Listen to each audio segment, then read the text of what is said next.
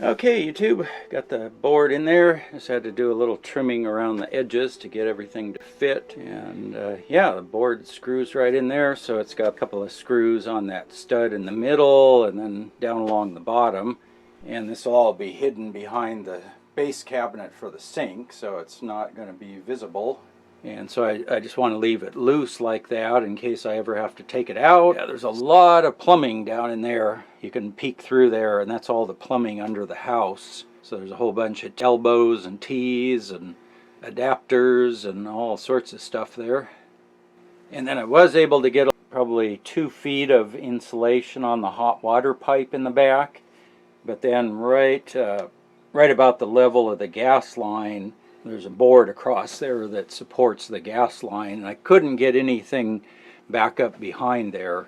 So my guess at what happened here, because when I purchased the house like 32 years ago, it had a new water heater. There was a wooden stand that the water heater was on, and this hole was all behind that wooden stand. So my thinking was probably something happened, either pipes leaked or there was a problem with the gas pipe, because the gas pipe is right here, the hot water's right here, and then the cold water is that one. So something happened in here. Now the only way they could make that hole was if the water heater had to be out of the way and the stand had to be out of the way. They had to hack a hole into the drywall to get in and fix whatever was wrong, and then they built a new stand, put a new water heater on, and that's probably when I bought the house. So I'm thinking this was like some weekend patch job. I mean, they didn't even try to patch that hole. Up here, this whole patch job, in behind there is a bunch of newspaper, so they shoved like newspaper in there, and then it's almost like paper mache. There's newspaper, and then this patching stuff is really hard and brittle. It's not drywall mud, it's some sort of really hard, brittle compound. So they must have had some problem, I'm guessing maybe with the gas piping or something. But yeah, I think that'll do good. So the next project is I got to move the washing machine out of the way, and then I can run my drain pipe along the wall here and mount the elbow on the wall. Okay, got the sink installed, and so unfortunately I didn't shoot any video of the plumbing work back there.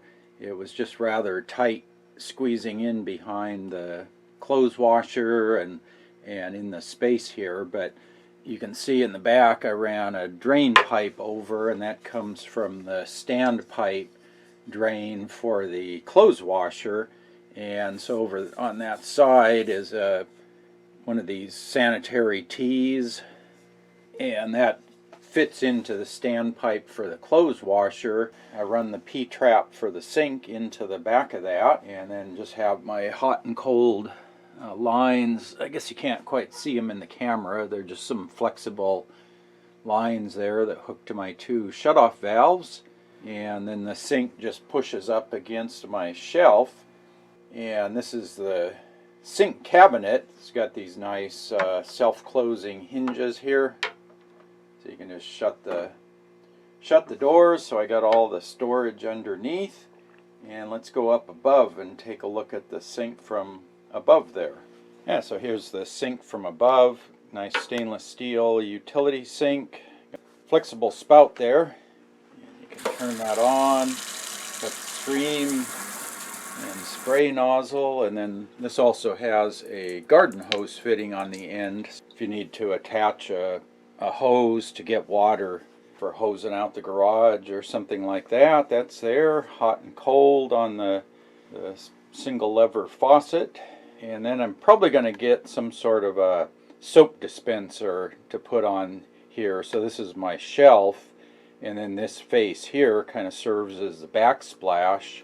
But yeah, I think that came out pretty nice. So we got the shelf up here. I can put brushes, and got some hand cleaner up there, and I'll put, like I say, I'll probably pick up a automatic soap dispenser get one of those ordered to put right here.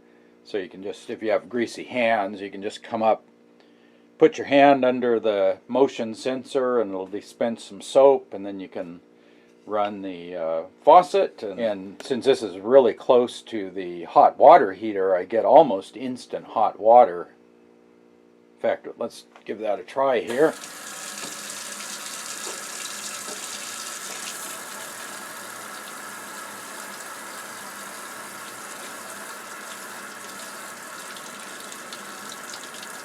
Yeah, it's warming up already. Yeah, now it's hot. So yeah, it's about 10 seconds to get hot water. There's the hot water. It goes right there and right down that insulated pipe. And then I got all the walls painted to match.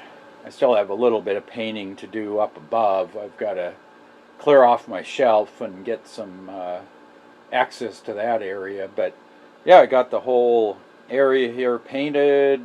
Everything's matching colors, so this shelf is the same color as the trim I put on the board for the water heater. So yeah, really happy with that. So the sink came from Home Depot. It's their Presenza, Presenza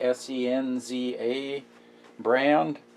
Stainless steel sink with a cabinet base, and came with the faucet and drain, all that. You just have to supply the P-trap and then the two flexible hoses to hook up to your water shutoff valves. This now shows why I put that shelf there, so it helps cover up all of the patch jobs and everything behind on the wall. Gives me some storage space up here. It's the backsplash for the sink, but you can see here the sink is not as deep as the clothes washer or the dryer. So now I've got them flush on the front here, but that shelf lets me push the sink out from the wall, because otherwise the sink would just be standing here out in the open, and so now it's shoved up against that shelf. So it kind of serves quite a few purposes. This was all built out of recycled lumber, so I didn't spend anything on the lumber. Just had to buy the sink and a few bits of plumbing.